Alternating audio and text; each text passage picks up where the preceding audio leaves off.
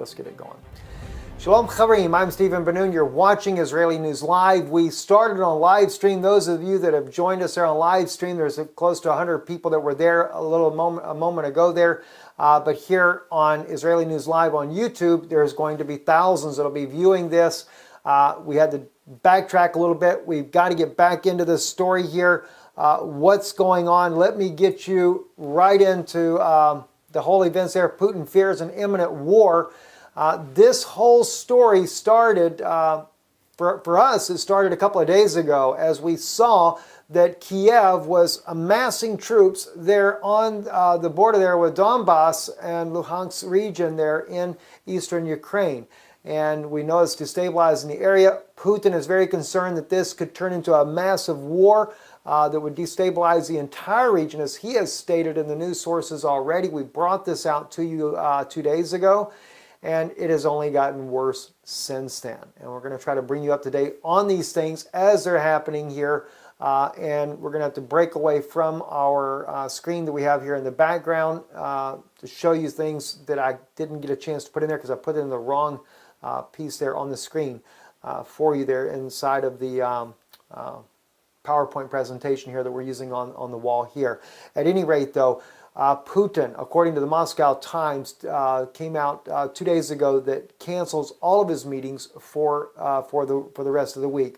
Russian President Vladimir Putin has canceled all planned engagements for the rest of the week, the RBC newspaper reported Wednesday, citing Kremlin sources. The reason for the cancellation is as yet unknown. Kremlin spokesman Dmitry Peskov told journalists that none of Putin's scheduled trips had been decidedly confirmed. Of course, make an excuse for the reason why. Now, I personally believe that the reason why the president has canceled his appointments is just like it was back in 2014 when he disappears for 11 days and everybody is saying, oh gosh, Putin's dead, or oh, he ran off with his lover, or whatever the case may be. We did a news report, Putin prepares for war, and got a letter from the Kremlin stating we were the only journalists that got it actually right in that case there. I believe that the same thing is happening again. Only this time, he has been in contact with both the French president and the German Chancellor, Merkel there, trying to get them to intervene in Ukraine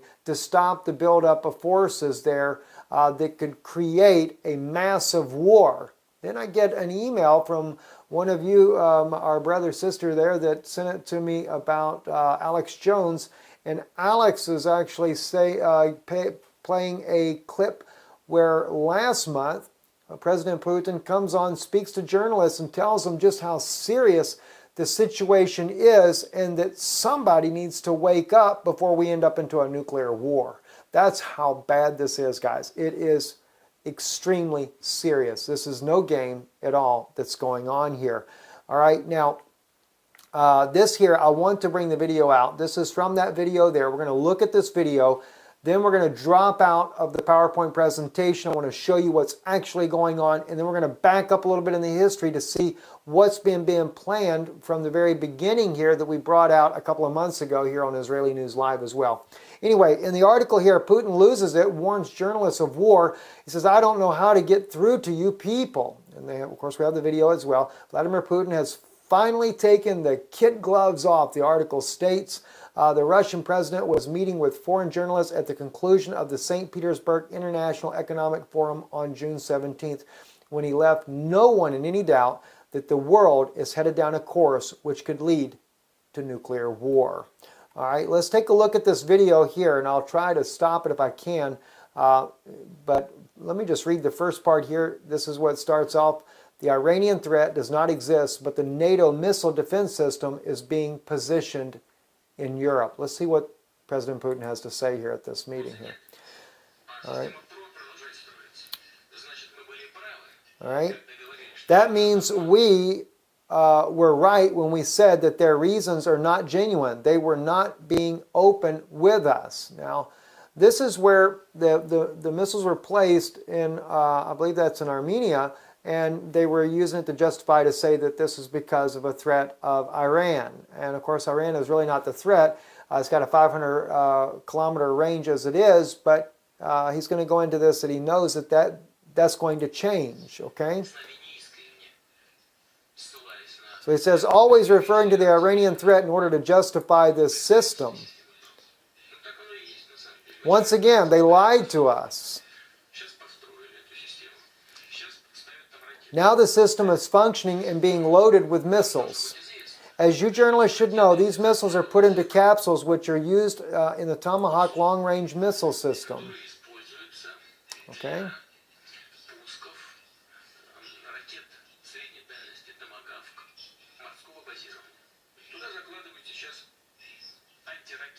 So these are being loaded with missiles that can penetrate territories within a 500-kilometer range.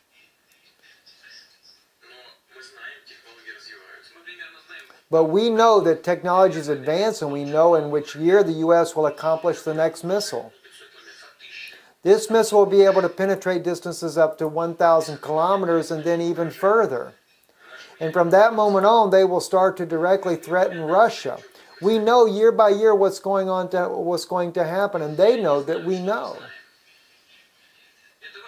It's only you that tell tall tales, and you buy it and spread it to the citizens of your countries.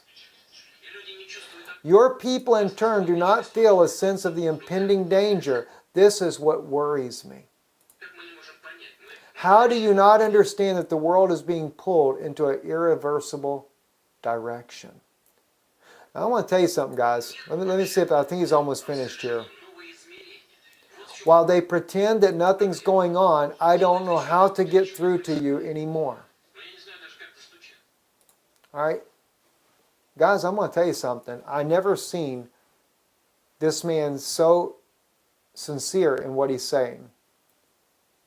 You know, when you, and I'm not an analyst. I'm not a psychological analyst, or can tell you by someone's the way they talk or whatever, you know, what they're supposed to be feeling or whatever. But one thing I can tell you, though, is when I listen to what this man says and I watch the way he is expressing himself, it is obvious that he's very concerned and that he doesn't want it to go that direction. Now, we're fixing to look at this next report here. Before I go, I'll probably just finish this and then we'll go into what's actually happening on the ground right now. But on this one right here, NATO puts troops near Kaliningrad. I have to say as well that we know that Russia, Kaliningrad, by the way, let me first show you here on the screen here. Those of you that are watching on live stream, whichever way you're doing it here, all right, right now what we have here, this is Poland right here. I'm actually right here at the yellow star here on the map. I don't know if you can see that there. I'm in Prague. And Kaliningrad is a little small Russian province right here. It's something that Russia still has to this day. This is also where they have one of their largest Navy fleets in the Baltic Fleet is stationed right here. Now, NATO has been doing major war games all in this area. And since those war games really began to get beefed up and all this kind of stuff here, Russia started building up its own forces because it feared what would happen to its own naval fleet. Now, of course, President Obama is going to say the other way around. Well, we had to put our NATO troops here because Russia's got the naval base there. Russia's always had the naval base there. And the funny thing is, as I have done the investigative work on this, I have watched to see who does what when. Obama makes it look that, well, Russia is doing all these war games here, so we have to put our NATO troops in. It's actually the other way around. Look at the time dates on the different articles of what happens. You'll see. It's actually Obama's lying to the American people. It's the other way around. He's always had a Navy base here. That was never a problem for Europe before. Where the problem comes in is when suddenly we're getting all these war games. So Russia, and all you got to do is look at time dates and stamps on your news footages and stuff. He begins to do a build-up and do war games here as well. Now, suddenly, NATO is pretending like, well, Russia's got this great big build-up. We've got to do a build-up as well. So what do? Near Kaliningrad, that's the part for Russia right there, they send in on July 6th, Polish Defense Minister Anthony Makarevich said 4 battalions NATO commanded located in Poland, Estonia, Latvia, and Lithuania will be located in the city of Elblag in northern Poland at a distance of 100 kilometers from the Russian Kaliningrad. According to Anthony Makarabaka, data battalion groups can counter the threat not only on land, but also in the airspace, as well as possess the intelligence systems. The head of Polish Ministry of Defense said NATO's decision to deploy troops on the eastern flank in order to prevent existing threat is the first step in a plan to strengthen the presence of the most powerful, military alliance on the planet. In the region, strengthening the presence of NATO forces in Eastern Europe, especially in Poland and the three Baltic states, has led to an increase in tensions with Moscow. Now, let me show you something else, guys. All right, let me get this over here back to the map. Now, the thing is this is not only has NATO put this here, this was just announced 2 days ago. At the same time, while NATO is putting all these troops here in Poland, Lithuania, and beefing up everything, Kiev is making this advance there to Donbass, and you're fixing to find out how heavy that advance is. We've got the live footage here to show you. It's major, guys. It's major what's going on in Ukraine right now.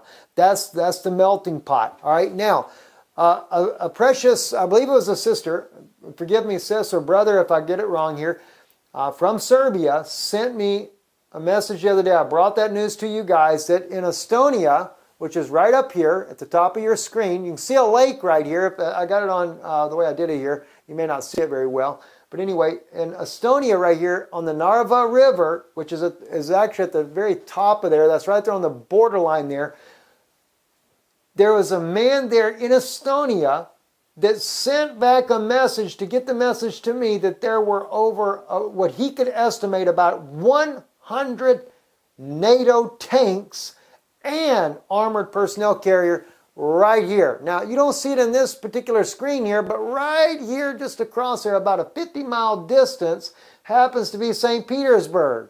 So we've got a massive troop buildup here, and the Polish guy says it in the article there. Now, that was a Russian article, okay, so we translated it into English, all right? And he also said they're in Latvia, Lithuania, of course, and Poland. In Poland, they're built up right there on the border to Kaliningrad.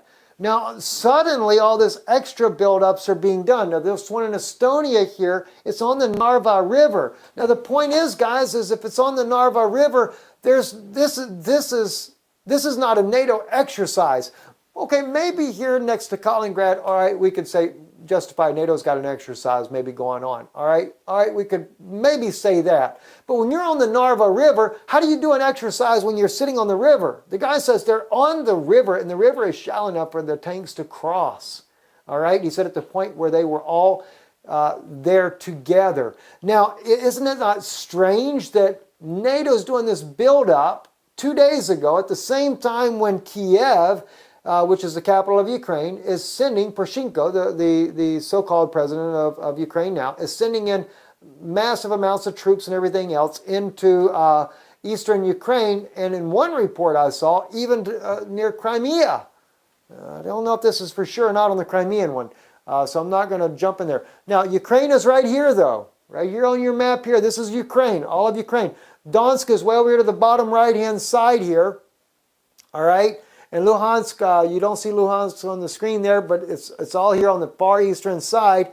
And they're advancing all the way over here, getting ready to do a conflict in this area here. Guys, could easily spiral out of control. And again, today, Vladimir Putin on the phone with Merkel, Sarkozy, trying to get them to stop what's going on before it gets out of control. Now, Russia, July 5th, 2016, eyes the Baltic as Putin digs in for a standoff with NATO. This is reported on Haaretz, Israeli news.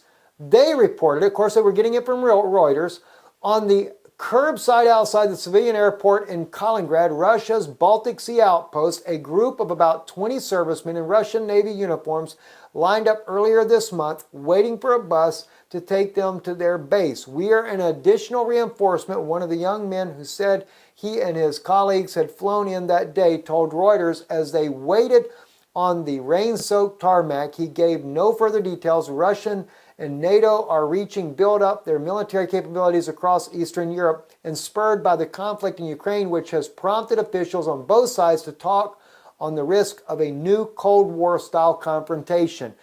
Guys, if Kiev blows up, it's not going to be a Cold War. It's going to be a hot war. Okay? Now, this is another article that's a good example of when Russia's doing the buildup. Like I said, all you got to do is a little bit of homework, and you can find out who did the first moves and stuff. Now, NATO is always going to say they did it because why? Well, Russia, they said, was in Ukraine. Russia didn't have to be in Ukraine to begin with. Ukraine had a president that was loyal to the Russian Federation. Russia had no need to be there in Ukraine. Russia has always had a military presence in Crimea. That was part of the agreement. 20,000 up to 20,000 military member they could have in Crimea. They maintained that. But when the neo-Nazis got going, this is when the country got overthrown. And, you know, I have to tell you guys, I love America. That's my home. That's where I was born. But I guarantee you one thing. This last administration over the last 8 years done a lot of damage and caused a lot of problems that I don't think other administrations would be doing. I don't think we would have the problems that we're having today with Russia if we didn't have the administration that we have in now. And I'm not in for the politics or any of this thing here. Like I said, I've stated before, I voted for Christ. I got to win. I'm not going to worry about that. I've made my vote. All right? But, you know, at least when I look at Donald Trump, and he may be one of the insiders as well. I can't say he's any better than the rest of them, but one thing's for sure, at least he says he'll make a relationship with Russia work.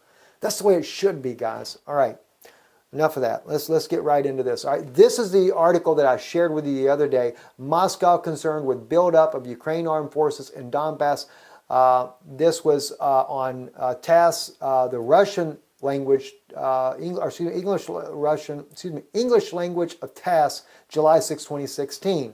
All right, they were talking about the armed forces being brought in. Now, let me take you to what is actually going on as we speak right now so that you guys can see what's happening here. All right, now this here, I'm using Google Translate for you so you can see it. So I don't have time to sit here and brush up the Russian, which my wife would be the one that brushes this up for me. But at least to give you an idea what's going on. July the 8th, message from the militia, July 8th, 2016. Guys, that's today. All right, this was at 23:56. This happened, guys. This update here for us was only,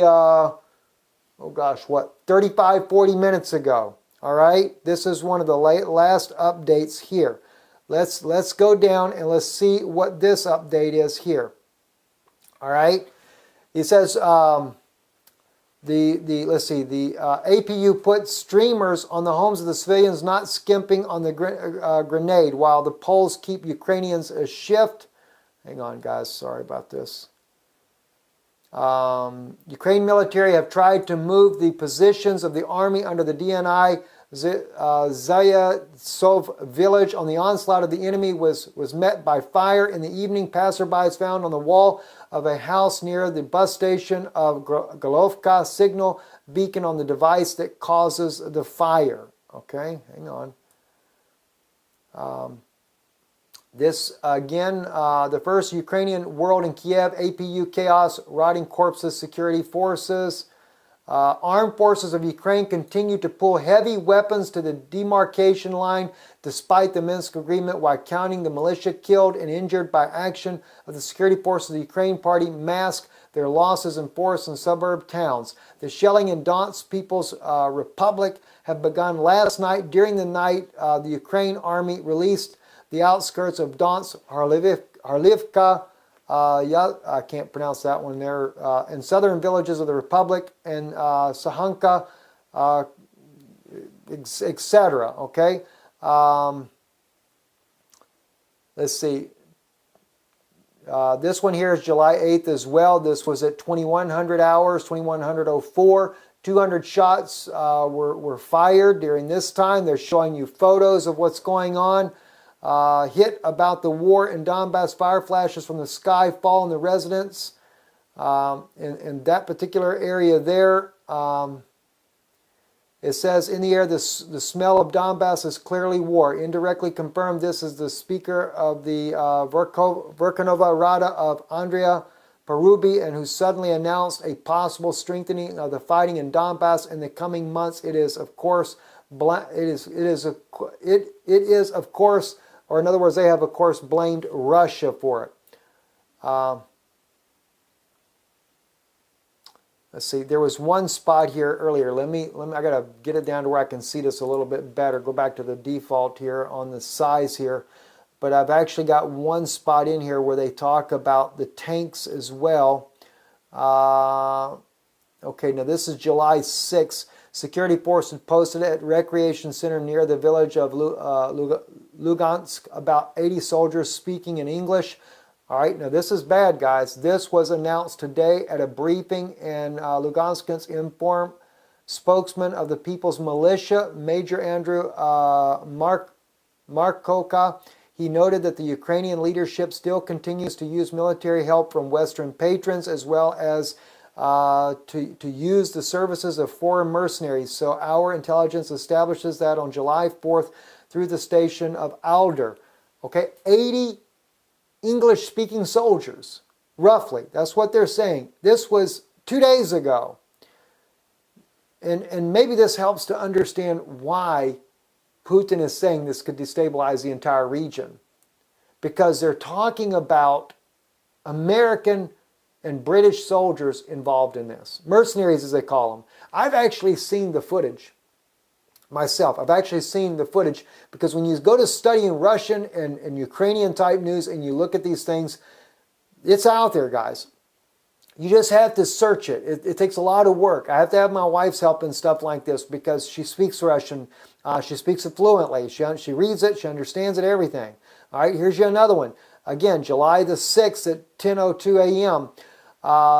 Ukrainian security forces in the late evening on the eve fired heavy weapons. That's just the firing of the weapons there. I wanted to find, here we go, we got one of the tanks here.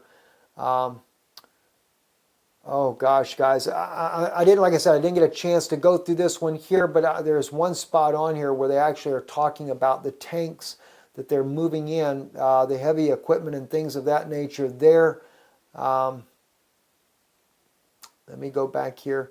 Okay, well, it's right here. Armed forces of Ukraine continue to pull heavy weapons to the demarcation line despite the Minsk agreements. They don't say in that one there, but I actually found one in this here where they speak about what they brought up to the demarcation line, and it was tanks. And I just want to see here, because we're still looking at July 8th. But, you know, the whole point is bad. OSCE, the photograph you're seeing here, these are the observers here, guys, and this is one of the things that broke some of this news here. The OSCE are actually reporting this as well, that there is a major buildup of a military presence. And of course, Russia would know firsthand as well what's going on here. And if you want to look at this yourself, let me just take you to what we are using right here. I believe this is the one here. Let me just double check it. Yes, this is the one. And then this way you guys can see it as well on your own screen here.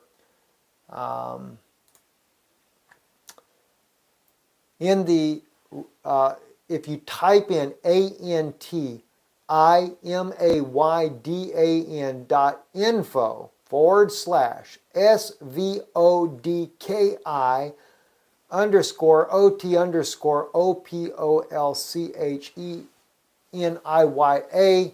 Of course, maybe that'll get you there. I hate to tell you how to do it, guys. Anyway, but maybe the website itself will actually get you to what's going on here. It's bad.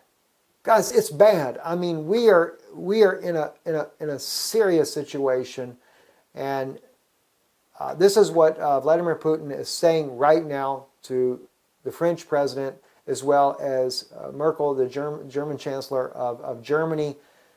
Do something before this entire region becomes destabilized. My concern is it's not going to change. Now, let's go back to what we were doing here. I really got to bring this out to you here, because what I want to share with you as well, this is something that's been going on for a while, guys. This is not something that is new. This has been going on for a while. I brought this out not long ago, March the 10th, 2016. Wasn't long after this particular date here, Ukraine and Turkey have agreed to work together to return Crimea. All right, this was in Ukrainian language, which is very similar to the Russian language. Says Turkey will always support the territorial integrity of Ukraine, including that of Crimea. Russia declares that it has come to Syria at the invitation of the government, and I wonder at whose invitation they came to Ukraine. Now, this is Erdogan, President Erdogan of Turkey, saying this about Russia. He says that he knows that Mahmoud Abbas, Bashar al-Assad invited him to Syria, but he wants to know who invited him to Ukraine. Well, I thought that was kind of a smart aleck kind of comment, because he was invited to Ukraine by the former president of Ukraine when they were going through the coup trying to overthrow him when he was still technically the president. So he did come there at the invitation. In fact, they had to rescue the man in the middle of the night before he was murdered by this neo-Nazi bunch of thugs that Petro Poroshenko has running around in his country. So yes, he was invited. Petro Poroshenko was not the president of the country at that time. Anyway, it says, so Poroshenko makes this statement. He says, we will make joint efforts to bring back Crimea, and one of the most important manifestations of a deepening of a strategic partnership should be enhanced in cooperation, coordination, and development of the contractual framework in the field of defense and security. Poroshenko made that statement there. Now, guys, let me tell you something. The whole thing about this, it went deeper. It definitely went deeper, because in one statement in there, Erdogan says to Poroshenko, or Poroshenko says about Erdogan in the meeting that he had there, that they had already been in contact with higher powers of the world. Not mentioning NATO at that particular point, but we know as the United States that has their back, and that it would be a strategic strike to take back Crimea. I am wondering if this is not what we're seeing now. Why are we seeing a buildup of forces by NATO at the same time that the Ukrainians are also building up their own forces there near Donbass and Luhansk? It's a very serious situation, guys. And in this article here, I found on the Russian news as well, 2016 here. I didn't get the month on it, but it was on ruspravda.info. Is U.S. going to bomb its own embassy in Kiev? And the guy in this article here states that he believes that yes, they were going to do that as a way to justify getting NATO troops inside of Ukraine to help fight the war there, and that they would blame it on Russia for the bombing, and they would actually use a Russian bomber to do it with, because Kiev does have some of Russia's own bombers. And that's what he states. In fact, he even goes even further and says that they'll do it like America did on 9/11 and took down the Twin Towers. Again, indicting the United States administration for its own destruction on its own property. I'm Stephen Benoon. You're watching Israeli News Live. Pray, guys, it's a time. If you don't know Yeshua, I encourage you to get to know him now. We're in a late hour. And let's just pray that this is not the time. Let's pray that this is one of the rumors of wars and not the actual real deal. I'm Stephen Benoon. Lahala Tov.